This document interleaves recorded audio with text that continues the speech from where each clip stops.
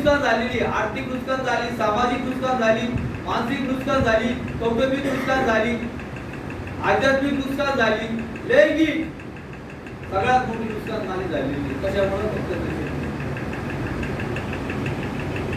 या गोष्टी रिअलाइज होणं महत्वाचं आहे. माझं इथं काय करून आलो,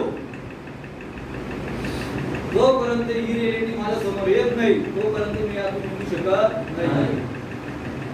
जर मला निघायचं नसेल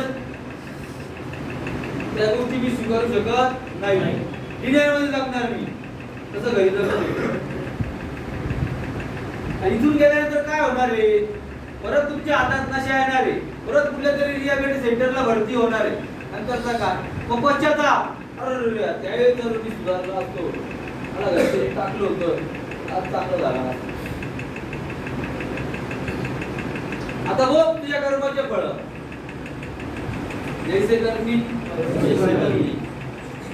आज जे तुम्हाला मिळतंय त्याला मिस करू नका, ते घ्या. कारण हे पुढे जाऊन कामात येणार आहे. त्याला म्हटलं गेले लाईफ मॅनेजमेंट. तुम्ही असं वाटत असं तुमच्या माहिती झाली लागतो ते दिवस तुम्ही व्यर्थ घालताय. हे व्यर्थ नाही घालता, तुम्ही इन्व्हेस्टमेंट करताय. तुमची लाईफची इन्व्हेस्टमेंट आहे. आज तुम्ही इथे असे आहे का? शरीर रिकवर आहे का? आहे ना? अशा कुठल्या प्रकारची नाहीये. विचार कुठल्या प्रकारचे नकारात्मक नाहीये. सकारात्मक ऊर्जा तुमच्यात भरले गेलेली आता ऑटोमॅटिकली काउन्सिलिंगच्या माध्यमातून, सेशनच्या माध्यमातून, रीडिंगच्या माध्यमातून भरली का नाही? तर प्रिपेअर करण्याचं काम तुम्हाला चाललेले, तुमचा माइंड वॉश करण्याचं काम इथं चाललेले. त्याला म्हटलं गेलेले सुधारणा केंद्र. परत तुमच्यावर अवलंबून आहे तुमची रिकव्हरी रेट कशी आहे, किती टक्के.